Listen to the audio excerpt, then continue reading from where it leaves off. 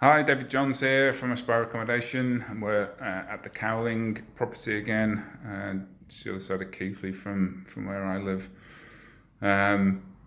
So we are pretty much ready to sell, ready to rent, whichever way we go. In terms of this, but just some little pearls of wisdom, I suppose, in terms of the journey that we've had. It's been a difficult journey, this one. I mean, we knew there was a lot to do in this property. For anybody that's followed this journey at all, you will have seen some of the before photos, and they were pretty bad. Certainly in this room, which was the tropical fish shop, which had a whole load of damp in it. I just wanted to touch on the fact that there is a cellar in this property, and sellers generally have an issue with damp. I don't know if you can kind of see just over my shoulder out of the window there, a bit hard to tell, but we're at the bottom of a hill. So the row of terraces goes up behind me here. So we're at the low point in terms of this row of properties. So obviously our cellar is the low point for that, and there is an issue with damp down there.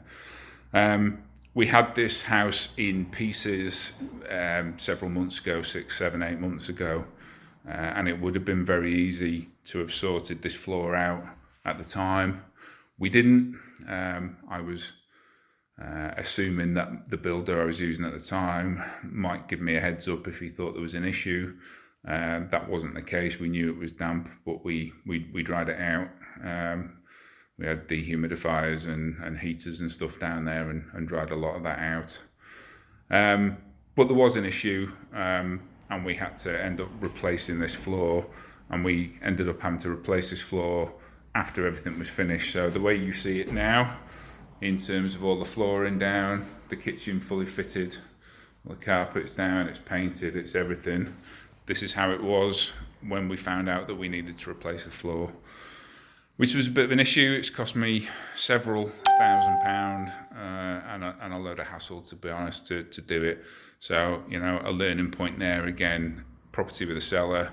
If you're back to brick with it anyway, have a look at the floor, and if there's any signs that there might be an issue there, probably is easy to change some stuff right there and then. Make sure there's ventilation down there, make sure there's airflow, air bricks and stuff in there. So yeah, that's my learning point for today, is just if you've got a cellar and you're doing a renovation, have a look at the floor downstairs early, because it's much easier to do it before you fit the kitchen.